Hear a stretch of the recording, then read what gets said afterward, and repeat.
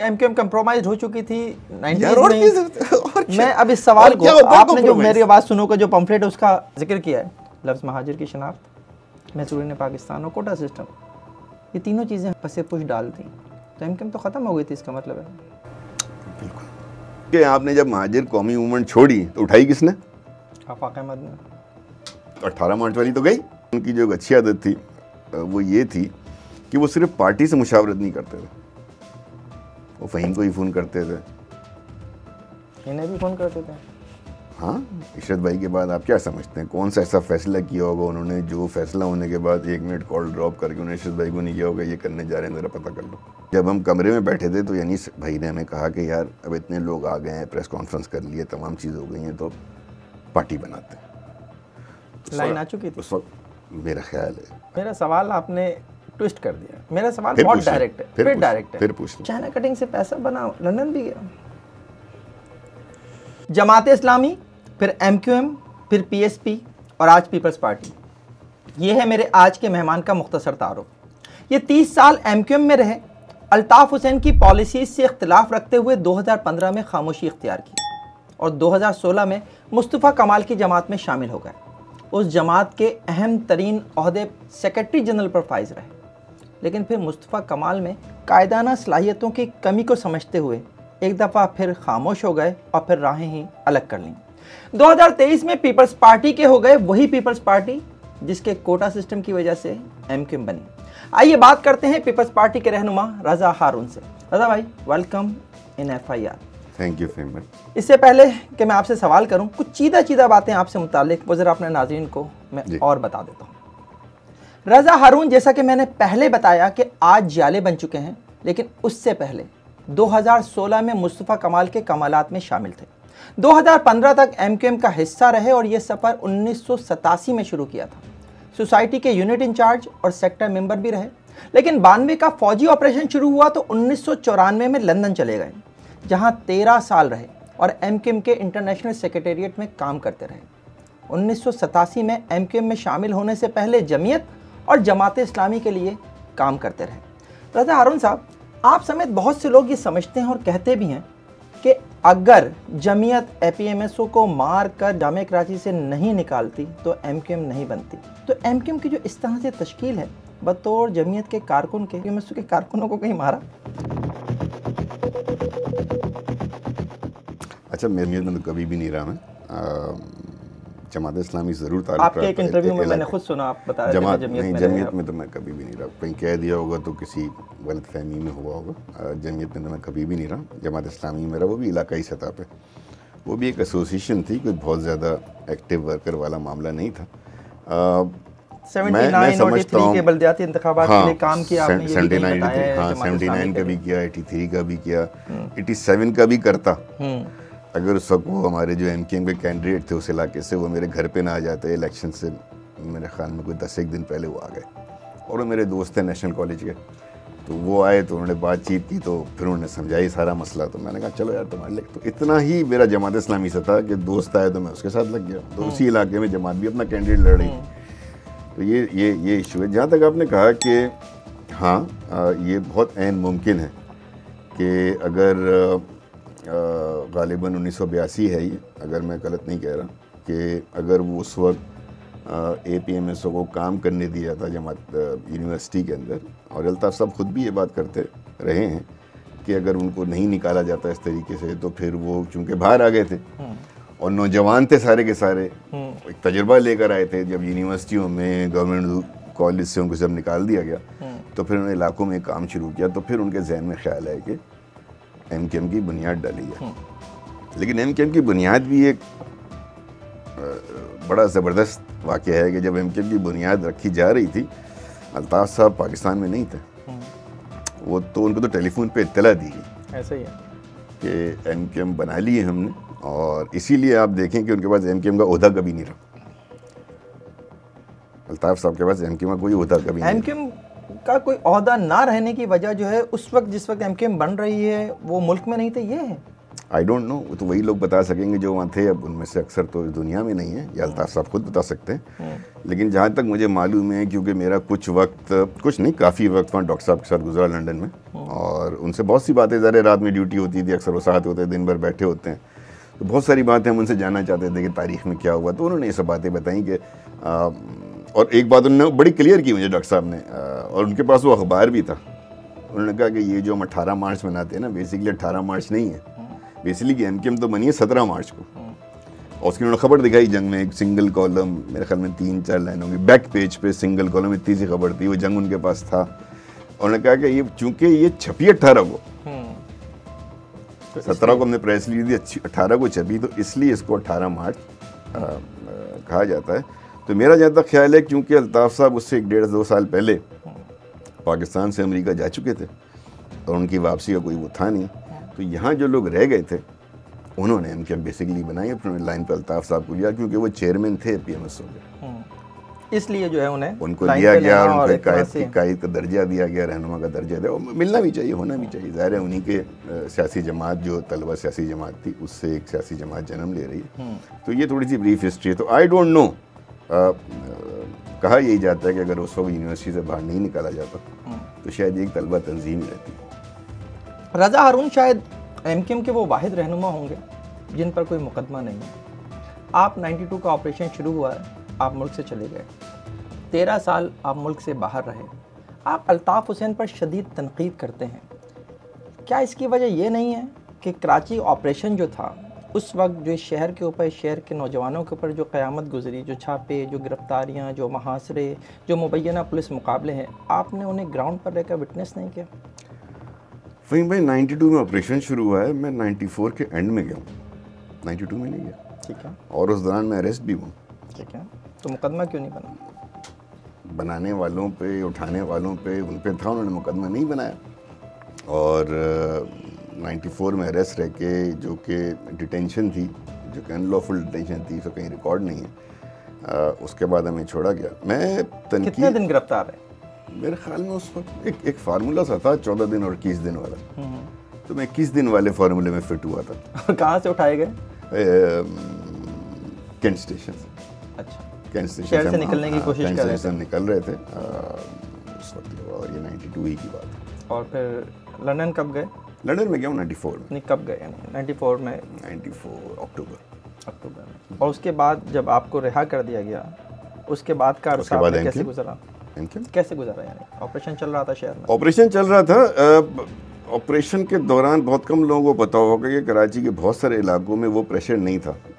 जैसे कि मिसाल के तौर पे 4-5 तो बड़े नोगो एरियाज थे ना, जैसे लियाकताबाद है, या कोरंगी है, या शाह फैसल है, या लांडी है, लाइन्स एरिया है, ये सेंट्रल के इलाके हैं। यहाँ तो बहुत ज़्यादा कॉन्सेंट्रेशन थी। लेकिन कराची के वो इलाके, जैसे PCHS, गुलशन इकबाल का एक एरिया, ये वो इलाके थे जो इतनी ज़्यादा एक्टिविटी एमकेएम की उस हवाले से नहीं थी, वहाँ उनकी इतनी नज़र भी नहीं थी। तो ये वो सेफ़ इलाके हैं जहाँ एमकेएम की बहुत सारी कार्रवाइयाँ हुई हैं। 92 ऑपरेशन के बाद मीटिंग्स कराई गई, इजलास होते थे, घर प्रोवाइड करना, लॉजिस्टिक्स प्रोवाइड करना, टेक केयर करना। तो उसमें हम लोग, हमारा जो यूनिट था और जो और यूनिट्स थे सेक्टर के, सोसाइटी सेक्टर के, जिसमें वसीम अख्तर साहब भी शामिल हैं, ये भी हमारे साथ होते थे, तो हम सब मिलकर ये वाली लॉजिस्टिक्स प्रोवाइड करते थे कि भाई चलें, इस इलाके को हमने ऐसा सेफ़ रखना है कि यहाँ पे एमकेएम के रहनुमा जो अंडरग्राउंड हैं, सेक्टर इंचार्जेज़ हैं, उनको एक जगह जमा करने की ये जगह है। तो मुख्तलिफ घरों में उस ज़माने में ये मीटिंग्स हुआ करती थी और ये लॉजिस्टिक्स हम प्रोवाइड किया करते। तो किस किस मफरूर रहनुमा को आपने जो है लॉजिस्टिक सपोर्ट फराहम की? बहुत सारे। कोई नाम लेंगे? नहीं, नाम नहीं लूँगा, कुछ उसमें से इंतकाल कर गए। रज़ा हारून के लिए ये कहा जा सकता है कि रज़ा हारून का ताल्लुक जो है वो उस अपर क्लास से है जिसे एमकेएम के कारकुन और आवाम के मसाइल की आगाही ही नहीं थी? मैं अपर क्लास, मैं वर्किंग क्लास को, मैं मिडिल क्लास भी नहीं समझता, क्योंकि हमारे यहाँ जो मिडिल क्लास की तारीफ़ है ना फ़हीम भाई, वो गलत है। हम और आप जो है ना वर्किंग क्लास के लोग हैं, और हमारे यहाँ घर के अंदर शुरू से ना सिर्फ वालिदैन को, बल्कि बच्चे जब ख़ास उम्र को चले जाएँ तो ट्यूशन पढ़ाते थे या जॉब करते थे। मैं ट्यूशन पढ़ाता था जब मैं तालीम हासिल कर रहा था, इंटर, ग्रेजुएशन, उस वक्त मैं ट्यूशन पढ़ाया करता था। तो नहीं, बिल्कुल गलत है। वर्किंग क्लास का था, PCS में रहता था, 200 गज़ का बंगला था, घर है वालिद साहब का, वो आज भी है, आज भी वहीं रहता हूँ जब लंदन से आता हूँ। और बिल्कुल और मुझे मसाइल की आगाही इसलिए है कि 79 से मैं बल्दियाती इंतखाबात में, बल्दियाती कामों में मुलविस रहा हूँ बराह रास्त। तो मैं अच्छी तरह मसले जानता हूँ, ये सफाई सुथराई के, सीवरेज के, उस ज़माने में सबसे बड़ा इशू आपको पता नहीं याद आएगा नहीं आएगा, सबसे बड़ा लोगों को शनाख्ती कार्ड टेस्ट कराना। बिल्कुल ऐसा ही है। काउंसलर ढूंढते फिरते थे, काउंसलर होता था, 18 ग्रेड का बंदा ढूंढते फिरते थे, 18 ग्रेड का मिलता नहीं था, काउंसलर ही था वो। तो इतने फॉर्म आया करते थे। तो वो काउंसलर के जो अटेस्टेशन थी ना, वो एक बहुत बड़ा काम था। और उस ज़माने में ये यूसी इस तरह नहीं होती थी कि एक यूसी में 12-13 काउंसलर है, एक यूसी का एक काउंसलर होता था। यूसी को कोई टीम नहीं होती, एक ही काउंसलर मुख्तलिफ होता था।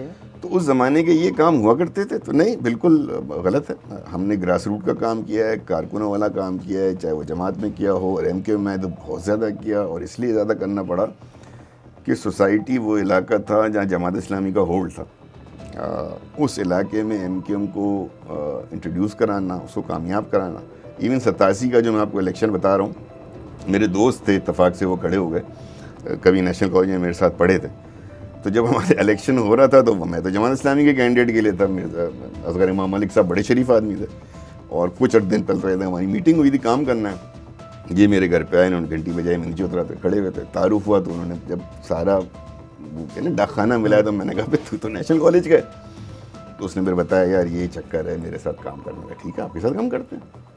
तो उस वक्त जब उस इलाके में, उस पूरे सोसाइटी में एमकेएम का नाम लेने वाला कोई नहीं था, हमने उसके लिए काम किया, और सिंधी मुस्लिम में एमकेएम के लिए काम हुआ। तो सिंधी मुस्लिम से एमकेएम का काउंसलर जीत गया था, सुल्तान जैदी साहब थे, वाहिद काउंसलर थे इस पूरे डिस्ट्रिक्ट ईस्ट में शायद जो जीते थे, और डिप्टी इकबाल। हमारे इलाके से जो काउंसलर के लिए खड़ा हुआ था बंदा मेहताब, वो नंबर 2 आया, और उसको 700 वोट मिले। तो हम हैरान थे कि यार हमने कैसी ज़बरदस्त कैंपेन चलाई है 8-10 दिन में यार, कि एमकेएम, जिसको एमकेएम कोई मैं नहीं जानता था एमकेएम। ये तो खड़े होकर एक बंदे ने बताई, हमारे दोस्त साथ थे, महल्ले के लड़के देख रहे थे, भाई एमकेएम। अच्छा चलो ठीक है, ये तो दोस्त है, इसके लिए करते हैं। तो 700 वोट उसको पड़े थे। तो एमकेएम की नज़र पड़ी जिम्मेदारों की, यार 700 तो बहुत बड़ा वोट है, तो यहाँ बाकायदा यूनिट बनाया जाए। तो फिर बाकायदा पहले वर्किंग कमेटी बनी, उसका मेंबर, फिर यूनिट में आ गया। और यूनिट इंचार्ज बने? नहीं, पहले यूनिट इंचार्ज नहीं बना, मैं यूनिट इंचार्ज बना हूँ 90 के अंदर। 90s में आप बने? 87 में मैंने ज्वाइन की है, 90 में 87 वर्किंग कमेटी बनी है, 90 में आके मैं यूनिट इंचार्ज हूँ। 1987 से आज हम 2025 में बात कर रहे हैं। इन तकरीबन 38 सालों में आज जो महाजिर कौम का हाल है, उसको अगर मैं देखूं, और आपके जो बयानात हैं, जो आपके पॉडकास्ट हैं, अगर मैं वो सुनूं, तो आप जो ख़राबी की सारी जिम्मेदारी है वो अल्ताफ़ हुसैन पर डालते नज़र आते हैं। 13 साल आप लंदन में रहे, एमकेएम इंटरनेशनल सेक्रेटेरिएट में रहे, पार्टी के फैसलों में शामिल होते रहे, सिर्फ अल्ताफ़ हुसैन जिम्मेदार है? नहीं, मैंने जहाँ ये कहा है, मैंने कहा जब हम सारी कामयाबियाँ बहैसियत कायद अल्ताफ़ साहब के खाते में डालते हैं, वो नाकामी हो जाएंगी। अभी आप अपनी भी तो कामयाबी कह रहे थे ना, कि आपने जो है वो लोगों को नहीं, ये तो मेरी एफर्ट है, मेरी कामयाबी नहीं है, जो भी थी, कामयाबी नहीं, मेरी स्टोरी है। जब आप इसमें शामिल हैं, हाँ, तो आप नाकामी की जिम्मेदारी मैं पार्टी लेवल की बात कर रहा हूँ। आप मेरे लेवल पे बात करेंगे तो मेरी ज़ाती कामयाबी ये है कि मैं एक ग्रास रूट लेवल से उठा हुआ पार्टी वर्कर हूँ, जिसने बिल्कुल नेशनल लेवल से यूनिट से काम करके फिर लंदन जाना, फिर आके एमपीए बनना, मिनिस्टर बनना। तो मैं ऐसा नहीं है कि मैं पार्टी में किसी ने मुझे हेलीकॉप्टर से लैंड करवाया था। अल्ताफ़ साहब के लिए जो मैं बात करता हूँ, वो पार्टी पॉलिसी की बात करता हूँ। मैं अपनी बात कर रहा हूँ तो पार्टी स्ट्रगल की बात कर रहा हूँ, अपनी वर्किंग की बात कर रहा हूँ। मैं पार्टी का पॉलिसी मेकर नहीं था कभी भी। पॉलिसी डिसीजंस में शायद मेरी पार्टिसिपेशन मुशावरत वाली रही हो। तो मेरा जो कहना रहा है पॉडकास्ट के अंदर कि जब आप तमाम कामयाबी अल्ताफ़ साहब और सही डालते हैं, ये उनके खाते में जानी चाहिए। तो जो बहुत सारी नाकामियाँ हैं पॉलिसी लेवल की, मैं ग्रास रूट लेवल की नहीं बोल रहा कि बंदा चोरी कर रहा था उसका इल्ज़ाम अल्ताफ़ हुसैन पे डाल देंगे, ये गलत बात है। कोई ज़ाती मर्डर हो गया, किसी ने इलेक्शन में कोई एक्शन कर दिया था, नो, पार्टी पॉलिसी लेवल के डिसीजंस जिसकी वजह से पार्टी की वर्किंग में, पार्टी के इमेज में फ़र्क आ रहा है। मैं उस सतह की बात करता हूँ। जब चलो उस सतह पर खुल के बात करते हैं। हाँ करें। वो फैसले, वो पॉलिसी फैसले जिनकी वजह से आप समझते हैं कि एमकेएम को नुकसान हुआ, महाजिर कौम को नुकसान हुआ, उसमें से 3 बता दीजिए। देखिए, मैं फैसलों में आपको बताता हूँ, 3 बड़ी बातें कर लेने चलें।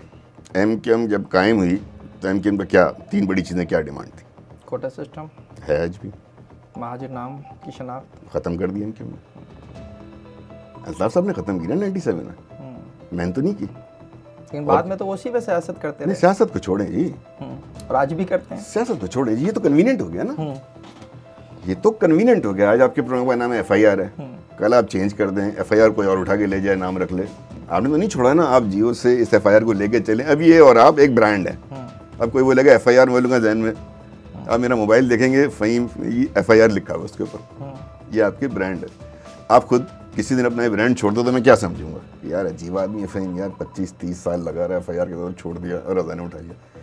सर 97 में अल्ताफ़ साहब ने ये महाजिर लफ्ज़ छोड़ा है, जुलाई 97, 26 जुलाई 97 तारीख़ है MKM से महाजिर से मुत्तहिदा बनने की, और उसकी प्रेस रिलीज़ मंगवा के पढ़ लें अखबार से।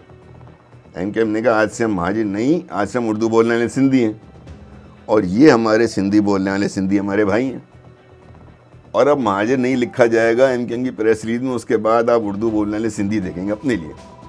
फिर आपके परचम में महाजिर लिखा हुआ होता था, आपने हटा दिया, 26 जुलाई को ही हटाया ना, आपने उससे जी अल्ताफ़ लिख दिया, जी मुत्तहिदा लिख दिया, मैंने तो नहीं ख़त्म किया, तो आपने हासिल कर लिया था कुछ क्या?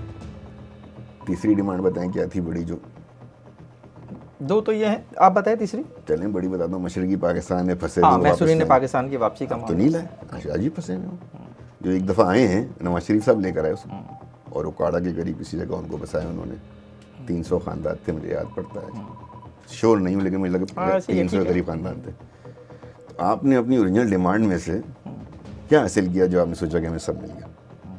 तो अगर मैं ये बात करता हूँ तो 97 में अगर आपको हो चुका था, मैं आपकी बात भी करूंगा और तमाम उन कारकुनों की, तमाम उन क़यादत की बात करूंगा जो 97 में अल्ताफ़ हुसैन के मुत्तहिदा बनाने के ऊपर भी खामोश रही, वो आज किस मुँह से ये बातें करती? नहीं, मैं तो आपको हक़ाइक़ बता रहा हूँ, मैं ये नहीं कह रहा कि गलत सही, मैं कह रहा हूँ उन्होंने अपनी डिमांड छोड़ दी। ठीक है, मैं तो तारीख के चूँकि उस दौर से गुजरा हूँ जिससे आप भी गुजरे, मेरे में आप में सिर्फ इतना फ़र्क है कि आपकी नॉलेज बेस बहुत ज़्यादा है, आपने पढ़ी होंगी, मैं तारीख के उस दायरे से गुजरा हूँ, और मैं लंदन और कराची से गुजरा हूँ, मैं डिसीजन मेकिंग बॉडीज़ के टेबल पे या तो बैठा हूँ या उसका विटनेस हूँ, तो मैं तो आपको तारीख बता सकता हूँ। ठीक है, सही गलत का फैसला मैं नहीं करूँगा। ठीक है, सही गलत का फैसला मैं दावा करने वाले से पूछूंगा कि भाई आपका दावा अगर ये है तो फिर ये सवाल है, तो फिर आप ये ना कहें ना अगर वो आपने कदम ठीक किया था तो फिर आप महाजिर कैसे बन गए? क्योंकि आपने जब महाजिर कौमी मूवमेंट छोड़ी तो उठाई किसने? आफाक अहमद ने। तो 18 मार्च वाली तो गई, आपने 26 जुलाई वाली बना दी, फिर आपने 23 अगस्त को एक नई MKM बना दी। हमने तो कभी ज़िंदगी में MKM के साथ पाकिस्तान नहीं लगा, ये नहीं कि पाकिस्तान की जमात नहीं है, हमेशा MKM होती थी। MKM एक ज़माने में अखबार लिखा करता था MKM-A और MKM-H, ऐसे ही है, और अल्ताफ़ साहब को सख्त एतराज़ था पूरी पार्टी को, आप A क्यों लिखते हैं? अब हमें MKM लिखे, उनको बेशक अब MKM-H लिखे। तो आज आपने खुद उठा के P लगा दिया उसके साथ। पाकिस्तान से कोई मसला नहीं है हमें, लेकिन इसका मतलब है कि ये 23 अगस्त की जमात है। ठीक है, उनके सर्वाइवल इसमें थी। आप ग्राउंड पे जो लोग हैं वो ग्राउंड रियलिटीज़ को देख के फैसले करेंगे ना, पॉलिटिकल फैसले हों, एडमिनिस्ट्रेटिव फैसले हों, इसके ऊपर आएंगे। लेकिन ज़रा मुझे ये बताइए, 2015 में आप खामोश होकर बैठ गए, और आपको था कि कुछ इख्तिलाफात हैं जिनकी वजह से आप बैठ गए थे। क्या चल रहा था पार्टी में जो आपको अच्छा नहीं लग रहा था? पार्टी मैं समझता हूँ उस वक्त जो है ना, पार्टी अपने बिल्कुल उस वक्त जो इन लोगों का मसला नहीं था। अगर आप कन्वीनियंटली 2000 एटलीस्ट 11-12 से 15 तक अगर आप देखें अल्ताफ़ साहब का, आपको याद होगा, मुझे तो बड़ा आज तक याद है 2 प्रोग्राम, और मैं उसको देख रहा था और मैं हैरान हो रहा था। एक प्रोग्राम में एयर वाई पे जब वो लाइव आए थे सौलत मिर्ज़ा के, जब उसका बयान आया था, उसके बाद वो लाइव आए थे, तो साबिर शाकिर भट्टी और तीसरा वो था खरल, वो खेल रहे थे अल्ताफ़ भाई के साथ यार, और मैं हैरान हो रहा था कि यार ऐसे तो अल्ताफ़ हुसैन से कोई नहीं खेल सकता, इस तरह लाइव टीवी पे खेल रहे और अल्ताफ़ साहब को शायद पता ही नहीं था क्या हो रहा है। बीच में एक दफ़ा लाइन ड्रॉप हुई, फिर आए। दूसरा एक इंटरव्यू उनका कामरान शाहिद ने लिया था, पता नहीं, याद नहीं किस चैनल पे थे, जिसमें उन्होंने गाने गवाए। मैंने कहा यार हमने एक आदमी की इमेज कहाँ देखी है और कहाँ बनाई गई, और अब इस आदमी को ये नहीं पता, इसको कोई बताने वाला नहीं है कि यार मुझे टीवी पे नहीं आना चाहिए, इस तरह मुझे गाने नहीं गाने, कौम देख रही है, कौम का मैं मान हूँ, कौम का मैं भरम। उस वक्त मैंने सोचा कि नहीं, और उस वक्त टोकता कौन भाई? रज़ा तो नहीं टोक सकता था, टोकता कौन? 2016 में जब आपने PSP ज्वाइन की, उसके बाद तो आपने खुल के भी ये बात कही कि हैप्पी आवर जो है वो 1 घंटे का होता है। अल्ताफ़ हुसैन के हर वक्त नशे में रहते थे? मैंने कभी नहीं कहा वो नशे में रहते थे, मैंने हैप्पी आवर का, इसलिए कि मैं उनकी इज्जत करता हूँ, आज भी करता हूँ। हैप्पी आवर से आपकी क्या मुराद है? यार देखो, समझदार आदमी हो, आपने सवाल में जवाब दे चुके हो आप पहले, तो मैं कम से कम ये नहीं बोलूँगा, मैंने आपको 2 प्रोग्राम बताए ना, अगर आप वो 2 प्रोग्राम सिर्फ लाइव देखें या जुल्फ़िकार मिर्ज़ा वाली प्रेस कॉन्फ्रेंस देखें। हारून, अब आप ना तो एमक्यूएम में हैं, नहीं मेरे लीडर रहे हैं, मैं एक हद तक जो मेरा सवाल सुन, अब आप एमक्यूएम में नहीं हैं, ठीक है, और उसके बावजूद जो है आप उनसे मुताल्लिक कोई बात नहीं कहना चाह रहे, लेकिन अगर कौम को ये पता नहीं चलेगा जो आप बताना चाहते थे हैप्पी आवर का कह के, तो कैसे बात आगे बढ़ेगी? हैप्पी आवर इतना ज़बरदस्त जुमला है ना फ़हीम भाई, अभी आप समझिए यार, आप सकते हैं, आपके सवाल में मैंने इतराज़ तो नहीं किया ना, मैंने किसका जवाब दिया। अच्छा, कौन सी शराब पिया करते थे? मुझे नहीं पता, मैंने कभी उनको पीते नहीं देखा। अभी भी पीते हैं आपके ख्याल में? आई डोंट नो, राब्ते तो हैं ना आपके, लंदन में भी, यहाँ पर भी। ये ज़ाती नौयत की बात है। अच्छा ये बताइए कि आप कहते हैं कि अनीस कायम खानी, अनीस एडवोकेट, आप और आप जैसे चंद और रहनुमा जो हैं वो बेसिकली उस वक्त के हालात को लेकर एक प्रेशर ग्रुप बनाना चाहते थे। इनिशियली यही था। तो ये पार्टी कैसे बन गई है, बना दी? मैं आपको बताता हूँ, तो जल्दी कोशिश करूँगा बताने की। देखिए जब हम 2015 से इनएक्टिव हुए तो हम चंद लोगों का आपस में रब्ता रहने लगा। ज़ाहिर इनएक्टिव लोग हैं, फ़िक्र है पार्टी की, माजरों की, अच्छी पोस्टों पे रहे हैं, लोग इज़्ज़त करते हैं, सुनते हैं। तो मैं हो गया, अनीस कायम खानी हो गए, डॉक्टर सगीर हो गए, वसीम आफ्ताब हो गए, हम लोगों के जो है वो राब्ते रहा करते थे, और हम इवन डॉक्टर इशुद्दुबाज से राब्ते रहते थे। तो कभी कभी हम कॉन्फ्रेंस भी करते थे कि यार ये हो रहा है, वो हो रहा है, देखो यार पोजीशन ख़राब हो रही है। तो उस दौरान हमारा ये बना कि यार अब हम पार्टी में दूसरा एक्टिव हैं नहीं, नाम अब होना है, तो क्यों ना एक ऐसी एफ़र्ट की जाए, उसकी तरफ सोचा जाए कि यार एहसास दिलाया जाए। और वो एहसास वो लोग दिला सकते हैं जो पार्टी से निकलने के लिए बिल्कुल तैयार हों। मतलब इस एफ़र्ट करने का मतलब ये था कि नंबर 1 तो आपको पार्टी से फ़ौरन निकाला जाएगा, बाकायदा ऐलान, उस वक्त तक तो ऐलान नहीं किया था ना मैंने, ऐलान करके निकाला जाएगा, उसके कॉन्सिक्वेंसेज होंगे कराची के अंदर। तो हमने कहा ठीक है यार, इतना तो बनता है, और हो सकता है कि इतना बड़ा ये उनको थोड़ा सा शौक लगे कि यार ये तो मेरे बड़े काम के लोग थे, मेरे पुराने टेस्टेड लोग थे, अगर ये कह रहे हैं तो शायद वो रुक के सोचें कि यार ये सब कुछ जो मैं कर रहा हूँ मुझे छोड़ देना चाहिए, मेरे ऊपर कौम की ज़िम्मेदारी है, शहर की ज़िम्मेदारी है, पार्टी की ज़िम्मेदारी है। तो इनिशियली जो है ना, आप नोट करेंगे जब मुस्तफ़ा भाई ने और अनीस भाई ने पहली प्रेस कॉन्फ्रेंस भी की है, पार्टी का जिक्र नहीं किया। सो मच सो कि जब मैं आया हूँ मेरी प्रेस कॉन्फ्रेंस में पार्टी का कोई जिक्र नहीं है। हमने ये बातें कह के हमने कहा कि यार ये हालात ख़राब हैं, और एहसास दिलाने की कोशिश की, और सख्त बातें की, इसीलिए यार सख्त बातें कर रहे हैं कि क्योंकि ये अब सब कर रहे हैं। और प्रेस कॉन्फ्रेंस से उठते फोन आ गया कि पार्टी बना लो। नहीं, मैं आपको मैं पहले ये बता दूं आपको, और सख्त, और इतने लोगों की ब्रीफिंग होती थी हमारे पास, क्योंकि हम सारे सबसे राब्ते में, सार को यार क्या कर रहे हैं समझाओ यार। तो मेरे ख्याल में ये जब हमने कर लिया, और जब अनीस एडवोकेट साहब आ गए, उसके बाद आए मेरे ख्याल में इफ्तिखार रंधावा भाई। इफ्तिखार रंधावा भाई के आने के बाद ये हमें, जब हम कमरे में बैठे थे तो अनीस भाई ने हमें कहा कि यार अब इतने लोग आ गए हैं, प्रेस कॉन्फ्रेंस कर लिए, तमाम चीज़ हो गई हैं, तो पार्टी बनाते हैं। लाइन आ चुकी थी उस वक्त, मेरा ख्याल है, आई एम नॉट श्योर, मुझे नहीं आई, उनको आई हुई। तो उस वक्त हम में से बहने और अनीस एडवोकेट ने कहा था कि यार पार्टी तो मैंने कहा मैं तो लंदन से आया हूँ, ये करके मुझे तो वापस जाना है, मैं तो यहाँ नहीं रह सकता। तो उस वक्त नहीं करना है, सेटअप करना है, पार्टी बनानी है अभी। और हुआ ये था, मैं आपको बताऊँ, शायद उस लाइन के अलावा, कॉल के अलावा, पब्लिक का रिस्पांस बहुत अच्छा आया था। पब्लिक का रिस्पांस बहुत अच्छा आया था। तो ये इनके दिल में शायद आया कि यार पब्लिक सपोर्ट भी हमारे साथ होगी। तो ये फैसला हुआ, गालिबन मेरे ख्याल में 20 मार्च होगी, 21 मार्च होगी, जिस रात को ये फैसला हुआ, और 23 को अनाउंस कर दी। और हम चूँकि कमिट हो चुके थे, कहीं ऐसा आ चुके तो थे, तो वापसी भी नहीं थी, मतलब पीछे खाई क्या होता है आगे। हाँ, पीछे कुआं आगे खाई थी। तो वो कहीं ऐसा तो नहीं कि एमक्यूएम में सिर्फ आप ही चंद लोग थे जिन्हें ये लग रहा था कि कुछ गलत हो रहा है? क्योंकि जब आपने पीएसपी बनाई तो उस वक्त आपको वो रिस्पांस जिसकी आप भी बात कर रहे हैं कि बहुत अच्छा मिला, वो रिस्पांस आपको नहीं मिला पार्टी की जानिब से, आवाम की जानिब से, कारकुनों की जानिब से। समझा ये गया कि जिस तरह से 92 में हकीकी बनी थी, इस तरह से पीएसपी बना दी गई है, क्योंकि 2013 में तो फिर ऑपरेशन शुरू हो चुका था। नहीं, देखिए मैं तमाम तर इख्तलाफात के बाद जो मुझे लीडरशिप से बाद में रहे पीएसपी के, मैंने वो रिस्पांस आंखों से देखा है। मैं पब्लिक रिस्पांस को समझने वाला आदमी, मैंने बताया ना मेरा एक तजुर्बा है। मैं समझता हूँ कौन सा रिस्पांस जाली है, कौन सा असली है।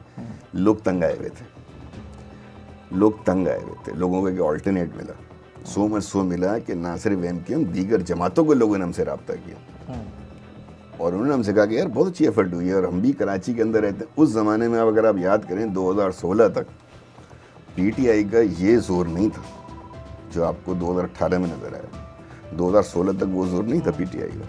तो पीटीआई जो एमकेएम के सामने अगर कोई ऑल्टरनेट जमात बनती तो वो पीएसपी के पास एक मौका था, जेन्युइन मौका था। अब उसको कैसे बर्बाद किया इन लोगों ने वो फिर किसी वक्त आप पूछेंगे तो बता दूंगा। नहीं, आई बिलीव कि वो था। मैं भी पूछ लेता हूँ आपसे, कैसे बर्बाद हुआ ये मौका? आप एमकेएम की रद में आ गए। ठीक है, एमकेएम की रद में आके आपने जिद पकड़ ली कि हमने एमकेएम बनना है। तो मेरी एक दफ़ा अनीस भाई से बात हुई, मैंने कहा कि अनीस भाई अगर एमकेएम ही बनना था ना तो हम सब बड़ी अच्छी पोजीशंस पे थे एमकेएम के, तो एमकेएम ही रहते। तो अगर एमकेएम स्टाइल ही पार्टी बनानी है, पाकिस्तानी नेशनल लेवल पार्टी कह के एक मैनिफेस्टो बना के, एक आइन बना के, अपने पास हमने सेक्टर इंचार्ज नहीं रखा, हमने डिस्ट्रिक्ट प्रेसिडेंट रखा है, बड़ा सोच समझ के ये उहदे हमने रखे थे कि नहीं यार इंचार्ज नहीं रखना, प्रेसिडेंट वाइस प्रेसिडेंट रखना है, पार्टी में सेक्रेटरी जनरल होगा, सेक्रेटरी इन्फॉर्मेशन होगा, राब्ता कमेटी नहीं होगी। तो ये सब इसलिए किया था कि यार एक डिफरेंट पार्टी का कलर जाए और जो लोग नए हम में शामिल हो रहे हैं उनको ये उहदे दिए जाए। अब कराची के प्रेसिडेंट आपने आसिफ हसनैन को बना दिया, अच्छे आदमी है लेकिन एमकेएम।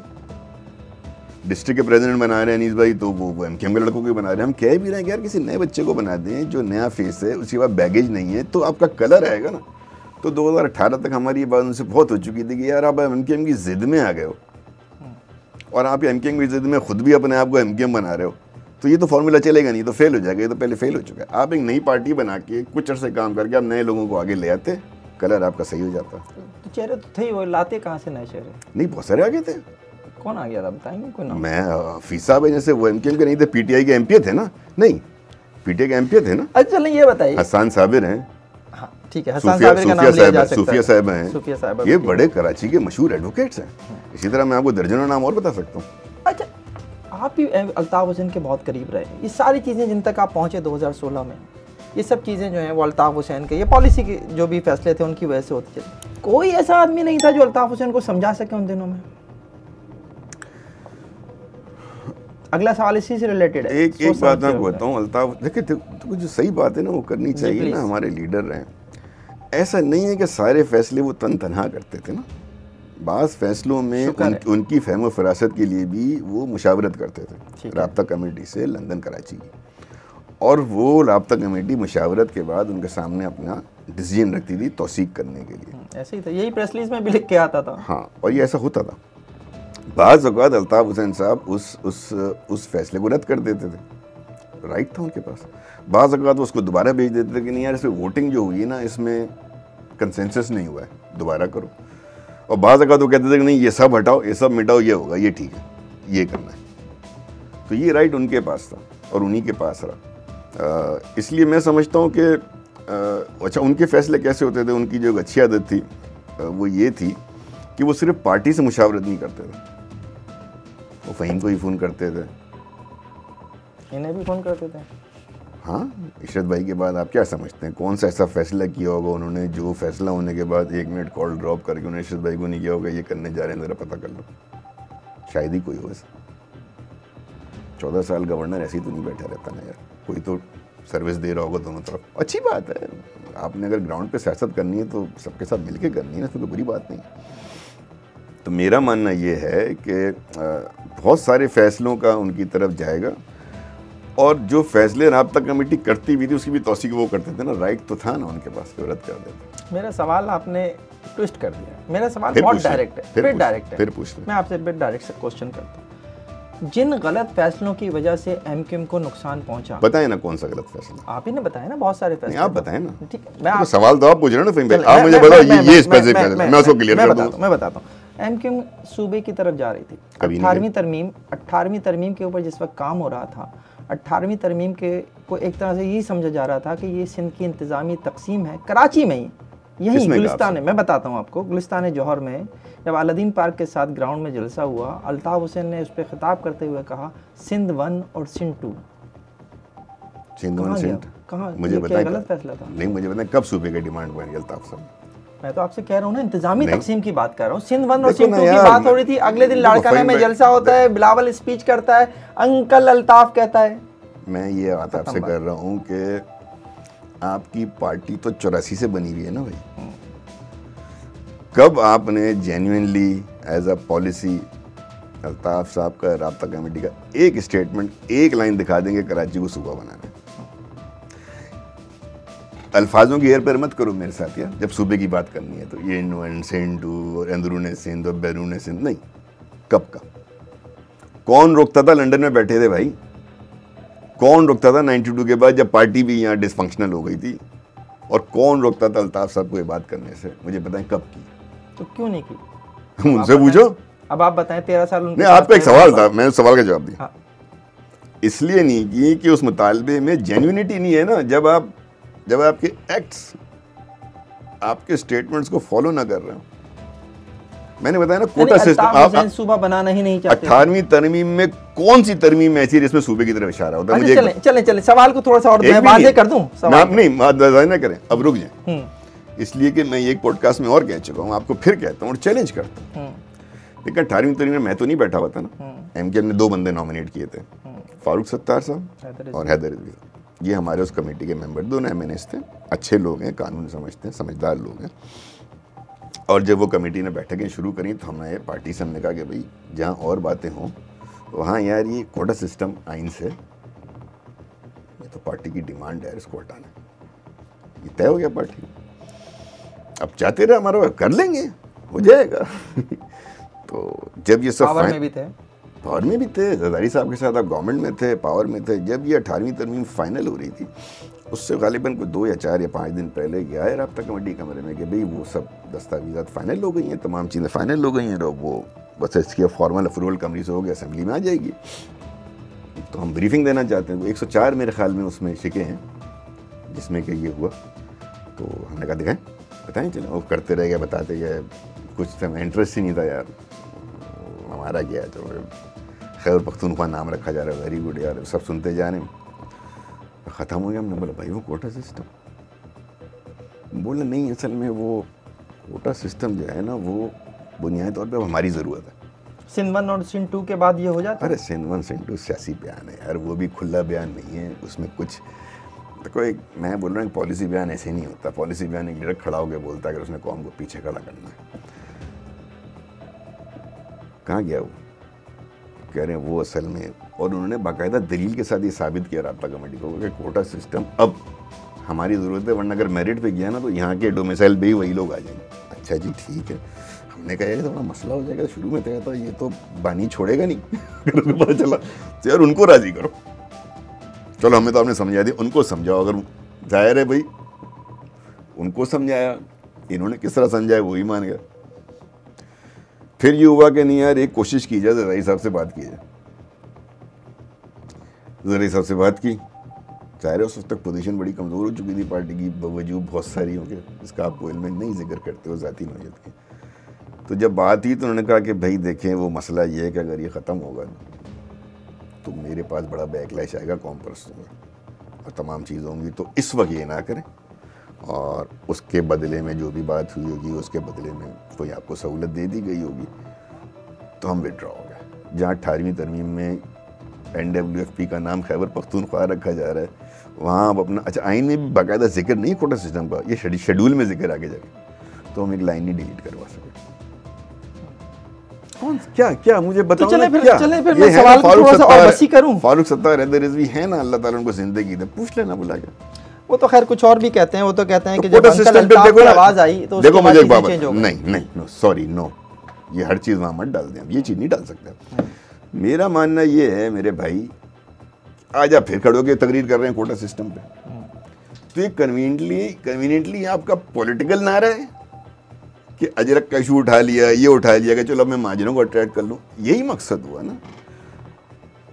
तो जो आप अपने बुनियादी मेरी आवाज़ सुनो पंफलेट जो पहला था, जब उसके 3 मुतालबे आप पूरे नहीं कर पा रहे हो पावरफुल गवर्नमेंट्स में रह के, ये नहीं कि मुशर्रफ साहब को नहीं बोला, उन्होंने भी नहीं करके दिया, वो भी ये कह रहे थे यार मैं उनको नाराज़ नहीं कर सकता जो मेरे साथ मिले हैं, तो फिर आपने करा क्या है? 11 प्रॉपर्टियाँ बनाई हैं यूके के अंदर, यानी कि एमक्यूएम कंप्रोमाइज हो चुकी थी 90s में। मैं अब इस सवाल को आपने जो मेरी आवाज़ सुनो का जो पंफलेट उसका जब आपने जिक्र किया है, तो तीनों वो बातें जिनका हम अभी पहले भी जिक्र कर चुके हैं, लफ्ज़ महाजिर की शनाख्त, महसूरीन पाकिस्तान और कोटा सिस्टम, ये तीनों चीज़ें हमने जो है वो पसे पुश डाल दी, तो एमकेएम तो ख़त्म हो गई थी, इसका मतलब है।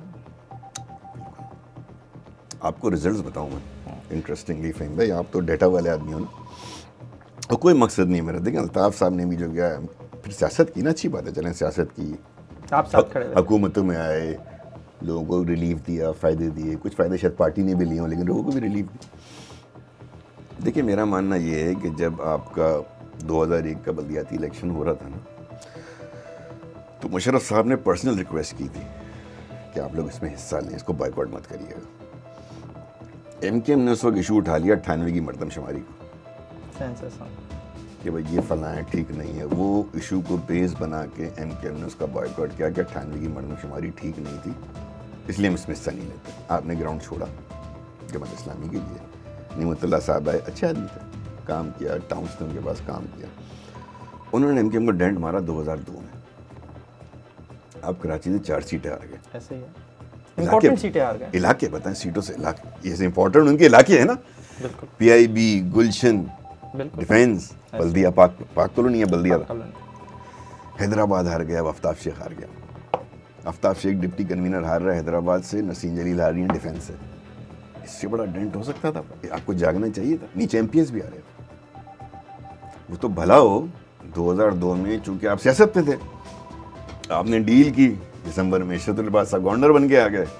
2002 का इलेक्शन हुआ, वो आपने उसमें ये आप हारने के बावजूद आप अच्छी गवर्नमेंट में आ गए।